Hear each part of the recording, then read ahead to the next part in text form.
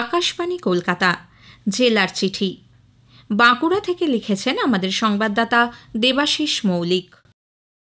শ্রাবণ মাস পড়তেই জেলার শিব মন্দিরগুলিতে শুরু হয়েছে শ্রাবণী মেলা। এক মাস জুড়ে ভক্তরা ব্রত পালন করে শিবের মন্দিরে পূজার্চনা করছেন। পশ্চিম বর্ধমানের আসানসোল সহ পাশের রাজ্য ঝাড়খণ্ড থেকে ভক্তরা দামোদর নদের জল বাঁকে করে নিয়ে এসে বিহারীনাথ শিব মন্দিরে শিবের মাথায় ঢালছেন। জেলার শুশুনিয়া জলধারা থেকে পবিত্র জল এনে ভক্তরা ঢালছেন একতেশ্বর, ষাঁড়েশ্বর, সিদ্ধেশ্বর, হরিহরপুর প্রভৃতি শিব মন্দিরে। অন্নকূট ভোগের ব্যবস্থা করা হয়েছে জেলার সুপ্রাচীন শিব মন্দির একতেশ্বরে। জেলা প্রশাসন আইন শৃঙ্খলা রক্ষায় যথাযথ ব্যবস্থা গ্রহণ করেছে। সম্প্রতি ঝাড়গ্রামের বাঁশতলা এবং সরডিহা স্টেশনের মধ্যে ট্রেনের ধাক্কায় 3টি হাতির মর্মান্তিক মৃত্যুর ঘটনার পর নড়েচড়ে বসেছে বন দপ্তর। সাম্প্রতিক সময় বাঁকুড়া উত্তর বন বিভাগের বাঁকুড়া মশাগ্রাম হয়ে হাওড়া যাওয়ার নতুন একটি মেমু ট্রেন চালু হয়েছে।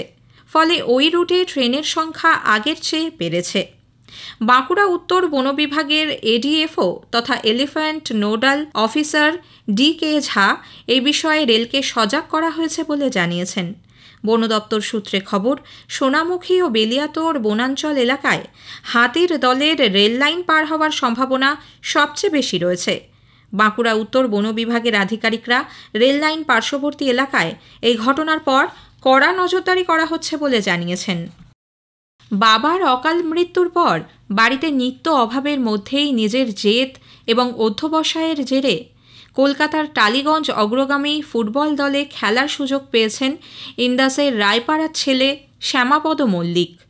টালিগঞ্জ অগ্রগামী দলে খেলার সুযোগ পেয়ে খুশি শ্যামাপদ, আত্মবিশ্বাসী তার মাও। মাসখানেকের বেশি সময় ধরে টানা বৃষ্টিতে বিপর্যস্ত বাঁকুড়া জেলা। কৃষি প্রধান বাঁকুড়া জেলায় চাষের কাজও চলছে পুরোদমে। পাশাপাশি জেলার বিভিন্ন প্রান্তে বাড়ছে সাপের উপদ্রব। সাপে কাটলে কি করা উচিত এবং কি করা উচিত নয়, এই জনসচেতনতামূলক বার্তা নিয়েই পশ্চিমবঙ্গ বিজ্ঞান মঞ্চ, বোধোদয় সহ নানা সংস্থা স্কুলে স্কুলে সচেতনতামূলক কর্মশালার আয়োজন করছে নিয়মিত। জল, জঙ্গল, পাহাড়ে ঘেরা অপরূপ সৌন্দর্যের আকরভূমি মুকুটমণিপুর পর্যটন কেন্দ্র। চলতি মরশুমে বর্ষার টানা বৃষ্টির ফলে সবুজ যেন আরও প্রশান্তি এনে দিয়েছে। কংসাবতী জলাধারে জলস্তর বেড়ে একেবারে টইটম্বুর। প্রকৃতির স্নিগ্ধতা উপভোগ করতে দূর দূরান্ত থেকে পর্যটকদের ভিড়ও বাড়ছে। এদিকে দ্বারকেশ্বর নদের পাড়ে ভাঙনের জেরে আতঙ্কে ভুগছেন জয়পুরের একাধিক গ্রামের বাসিন্দারা। খিরাইবনি, বেলিয়া, ডাঙ্গরপাড়া সহ একাধিক গ্রামের মানুষ অনিশ্চয়তার মধ্যে দিন কাটাচ্ছেন। 1 বছর আগে সেচ দপ্তরের উদ্যোগে খিরাইবনি এলাকায় নদের পাড় বাঁধানোর কাজ হলেও গাফিলতির জেরেই নতুন করে ভাঙন তৈরি হয়েছে বলে অভিযোগ এলাকার বাসিন্দাদের। প্রায় 100 মিটার জুড়ে ধসে পড়ছে নদীর পাড়ের মাটি। প্রশাসন পদক্ষেপ না নিলে নদের জলে তলিয়ে যাবে একাধিক গ্রাম, এমনটাই দাবি এলাকাবাসীর। যুবক যুবতীদের বিকল্প কর্মসংস্থানের দিশা দেখাতে ভারত সরকারের মেরা যুবা ভারত উদ্যোগের আওতায় সম্প্রতি একটি কর্মশালার আয়োজন করা হয়।